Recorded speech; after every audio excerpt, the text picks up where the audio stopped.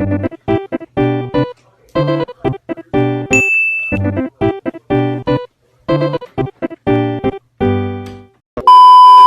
being sent to the nurse's office, we see the main man running again. This time he's late to the karate club.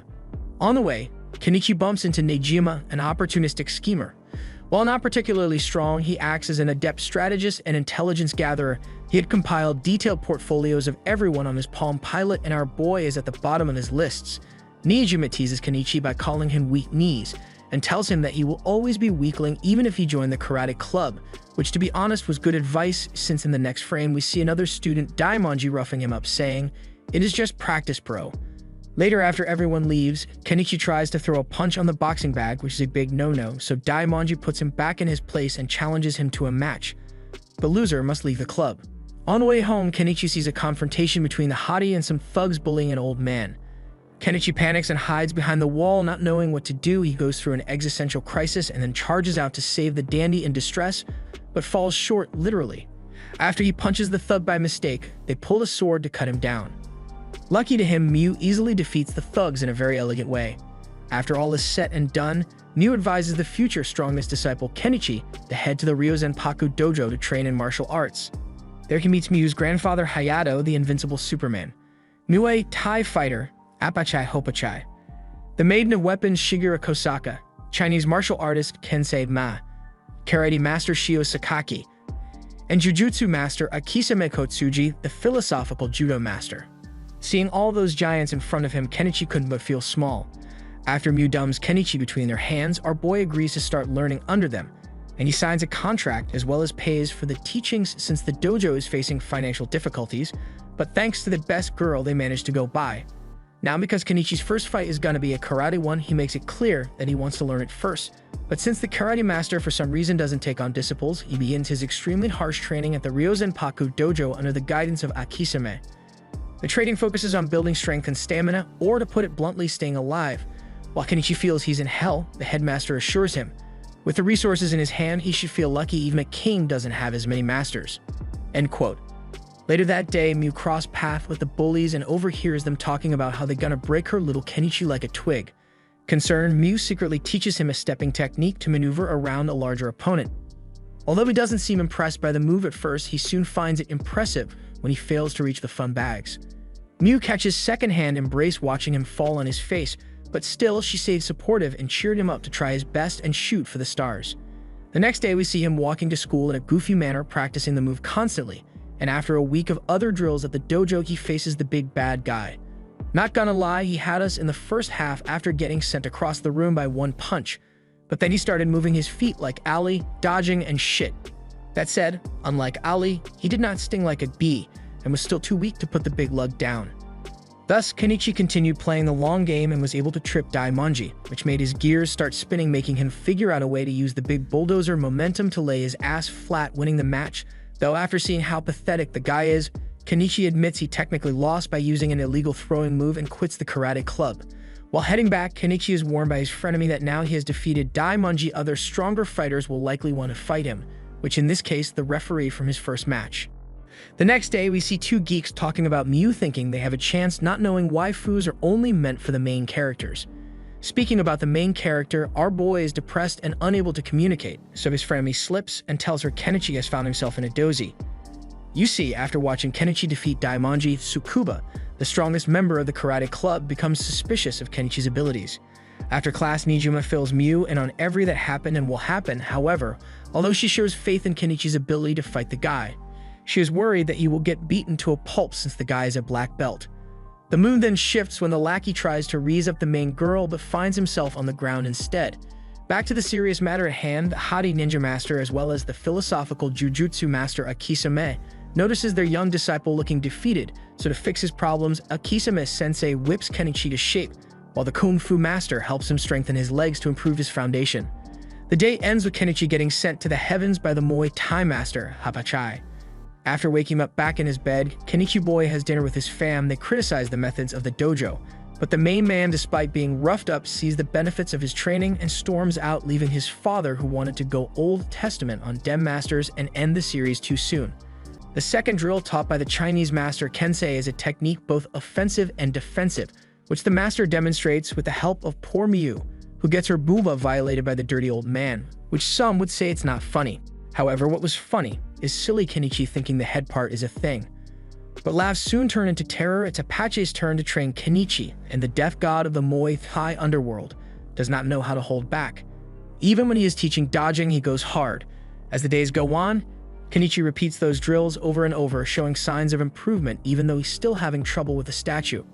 Sakaki is impressed that Kenichi stayed and is learning fast. He also points out that something is fishy about the statue. Upon taking a closer look, Kenichi notices it too, and finds out that Akisame has been switching the statue every day to a bigger one. Now, despite insisting that he will never train a student, Sakaki decides to teach him a technique that a sports criminal martial arts gang, Ragnarok, is looking for him.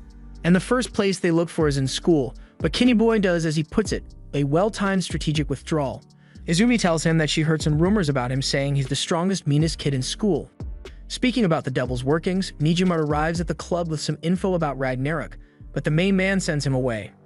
Later, as he trains with the death god of Muay Thai, the man's soul briefly leaves his body, and when he comes back, he questions if the masters see something special in him, to which all the Giga Chads answer no simultaneously. However, before Kenichi Isekai himself, he gets motivational talking about how his training is the only thing he can count on when shit hits the fan. Wise, Kensei is a certified acupuncture expert, so no matter how much they break their disciple, they will always be able to fix him, which is kinda terrifying, not gonna lie. Anyways, as Kenichi's younger sister continues to be loud and obnoxious, especially after seeing how hot his training buddy is, the rest of the gang enters to see what's happening, which is normal aside from Kensei's entrance from under the ground, eyes lit up upon hearing younger sister. She tries to take Kenichi's hand and run, but the man bails on her since, let's be real, looking at Miyu, who would leave. Sadly, our boy, lacking in the social department, asks Miyu if she has any relatives, which she doesn't, making her leave him alone with a group of men roasting his Rize skills. Soon after, Shigeru arrives back at the dojo and checks on Kenichi if he is still alive or not. The elder notices it and comments that Kenichi has somehow made everyone at the dojo a little happier. Later at dinner time, Kenichi tries to hide his food since he doesn't want the masters to it, something he learned martial artists do, but the elder tells him that this silly thing only happens in movies, and as soon as he drops his guard, the man loses his meal. However, Miyu does visit him at night before bedtime and hands him a meal after Akisame's request. As they bond and share desires, sneaky Shigeru appears on the other side of the roof and reads Miyu's 8th grade letter, in which she wrote her dream is to get married and have a big wedding, making the best girl embarrassed. After the ninja leaves, Miyu tells our boy that she hopes they stay friends for a long time. In other words, our boy has no shot. He's gonna be stuck in that doom zone known as just friends. The next day, Kenichi's routinely karate training is not going well. It was so bad Sakaki destroyed the wall just to show him how to throw a proper punch. To prove to him it's not because of his muscles, Sakaki-sensei asks Miyu to show Kenichi how it's done. The lesson ends when Kensei's turn is up, but he loses motivation when Miyu refuses to indulge him, so he teaches a technique that doesn't seem helpful in any shape or form. However, while doing it in the streets, Miyu joins and tells him it's to loosen his muscles so that his punches don't be slow. During their walk, they run into Ragnarok member Koga the Kicker and his gang. Surrounded and outnumbered, the duo decides to fight back. Sakaki swings by and knocks a guy with his conquer hockey. He then fixes his student stances and leaves no questions asked. What a Giga Chad. Kenichi gets kicked in the face as well as gets outclassed by the speed of the other kid, so he stands back up and loosens his arms to throw a quick punch that phases the guy. On his knees, the kid orders his boys to attack, but then sees they were easily defeated by the lovely Miyu, forcing him to run away. This failure angers the short-haired chick, who is now more eager to meet this Kenichi boy. Back in the dojo, we see the main man doing his karate training as well as jujitsu and Muay Thai training, which turns into keeping the instructor away or he will accidentally kill him since Kenichi showed fear, which fuels the instructor. Later in school, when Kenichi goes to the gardener club, he finds out all of the plants got destroyed by Daimonji. Yup, the big lug is back for revenge. He outrages Kenichi by crushing his special Snow King, a small plant. Due to his intense training, easily dodges the big lug's moves, and then defeats him with only a single punch, scaring the rest of the kids away. A few days later, he is thrilled that his little plant has started growing again and resolves to continue growing himself just like his plant. But before growing comes strategic withdrawal, as in hiding in the closet and getting base food from your friend. Sadly, no matter how much Kenichi tries to avoid a problem, they don't go away. Furukawa, an aspiring Ragnarok member, intends to defeat Kenichi to get recognition from his peers. Meanwhile, his lackeys are getting their asses handed out to them by none other than the lovely Miyu, leaving the boss for Kenichi as usual. The two lads land their punches at the same time, but Kenichi's does the damage and breaks the guy's nose. Concerned, Kenny Boy tries to check up on him, but Miyu stops him as it was a trap to lure him in. Being a weak fighter, the British fanboy pulls out a knife to attack Kenichi.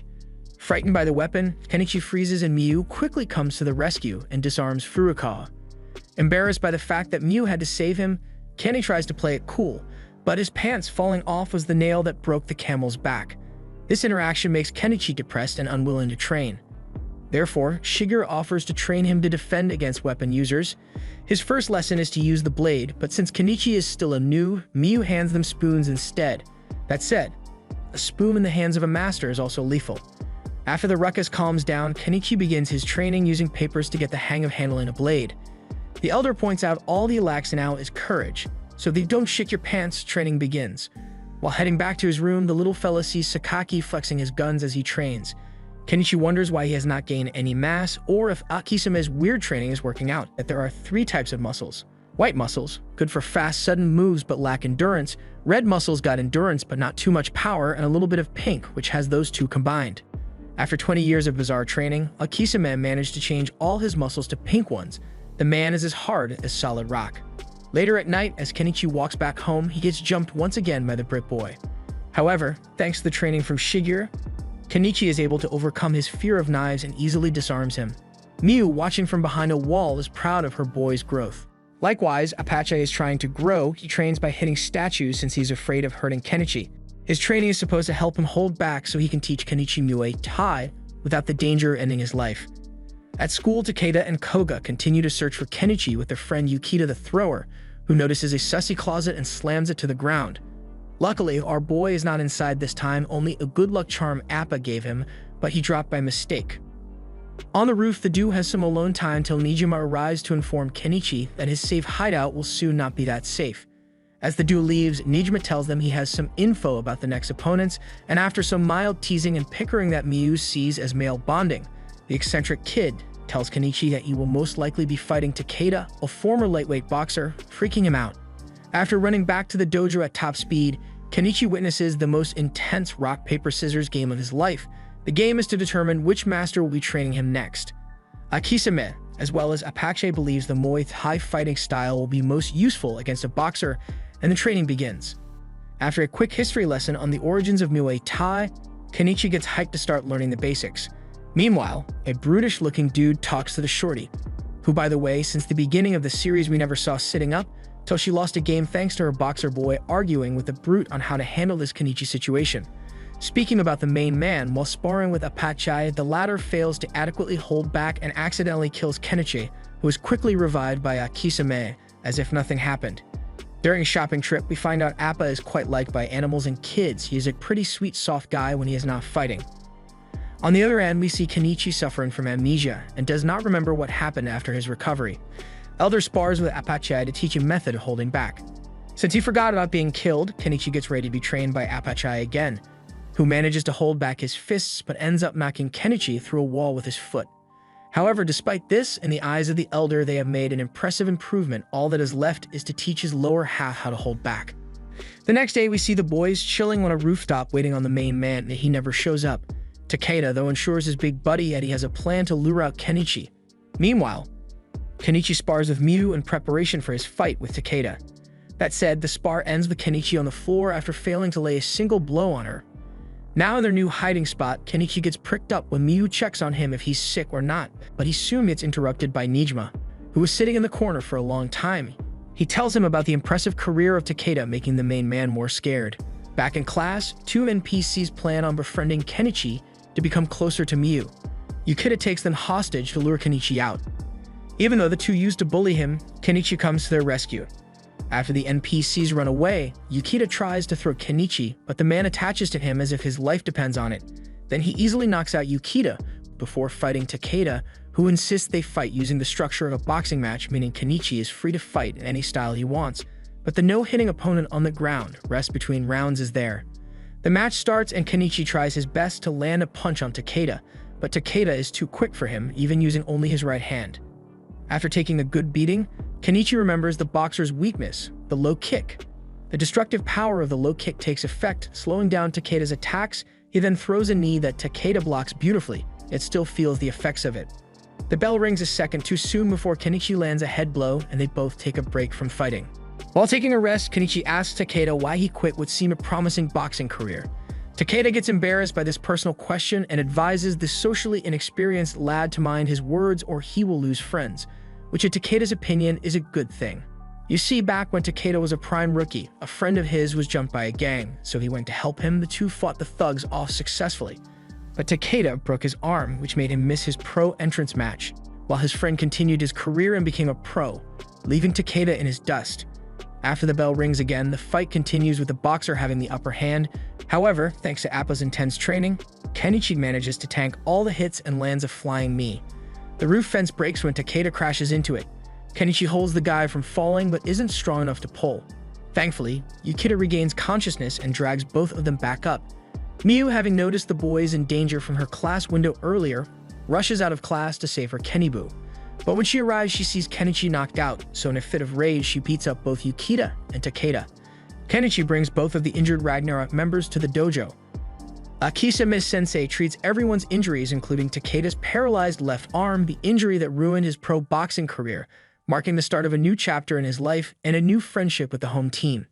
That said, he has to endure a world of pain before getting back to top shape in order to box again. The end. If you enjoy this video, subscribe for more. Thanks for watching.